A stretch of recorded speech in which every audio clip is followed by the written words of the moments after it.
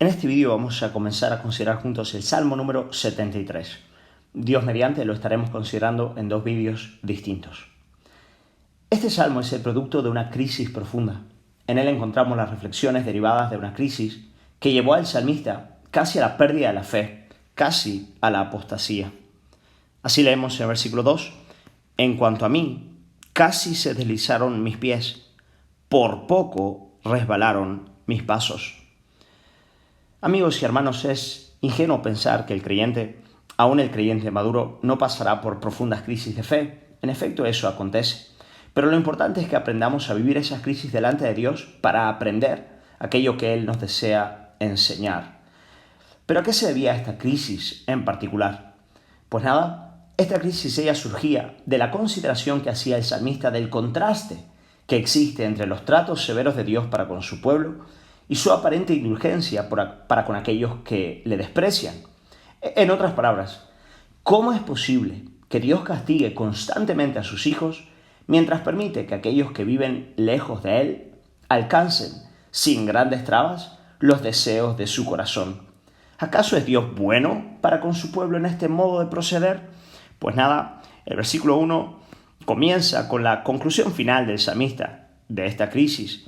Él nos dice: ciertamente es bueno Dios para con Israel. Él va a llegar a la conclusión de que sí, el modo de proceder de Dios para con su pueblo es bueno, pero solamente los limpios de corazón son capaces de percibir, apreciar y reconocer la bondad de Dios en su modo de proceder para con ellos. Pues bien, vamos a ver la crisis del salmista a partir de este contraste. Leemos en el versículo 3 que el salmista tenía envidia de los impíos, de los arrogantes, al considerar su prosperidad. Leemos: porque tuve envidia de los arrogantes viendo la prosperidad de los impíos. Leemos acerca de esta prosperidad en los versículos 4 al 12.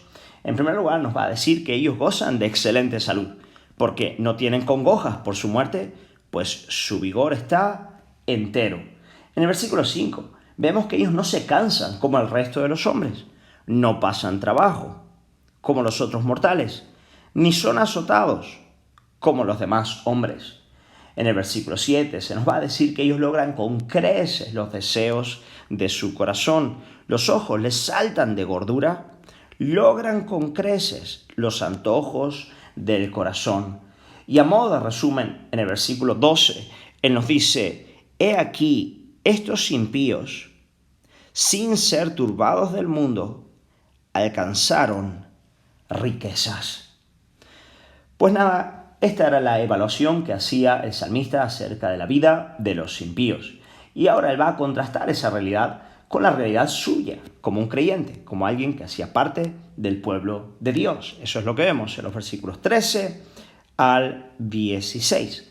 Él nos dice, en primer lugar, él consideraba que su esfuerzo en la vida cristiana era completamente inútil. Versículo 13 dice: verdaderamente en vano he limpiado mi corazón y lavado mis manos en inocencia.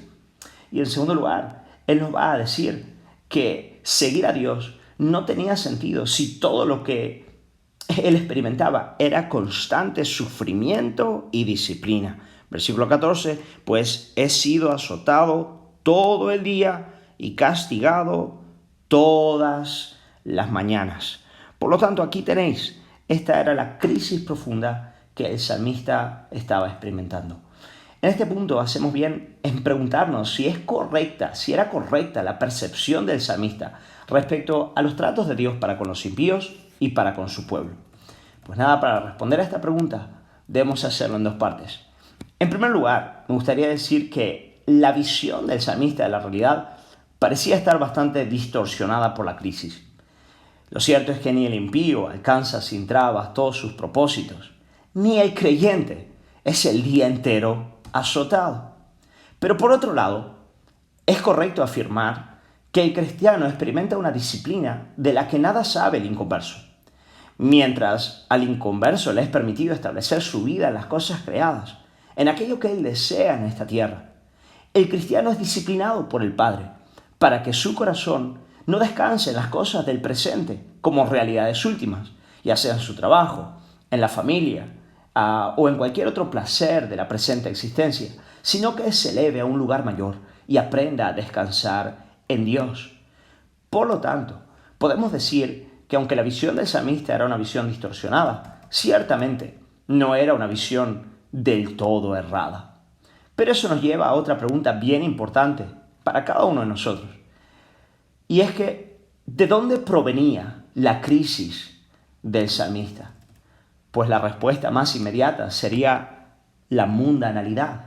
En otras palabras, esta crisis venía de un corazón que en el fondo quería las mismas cosas que el hombre sin Dios. De ahí que él nos diga que tenía envidia. Envidia de los arrogantes. Él quería lo mismo que ellos tenían. Y sin darse cuenta, él se relacionaba con Dios, con el deseo de que Dios le otorgase esas realidades como fines últimos, ya fuese la familia, el trabajo, la salud, etc. De modo que aquí le vemos profundamente frustrado al ver que Dios le privaba de ellas y ponía trabas en su camino siempre que él buscaba alcanzar esas realidades como fines últimos.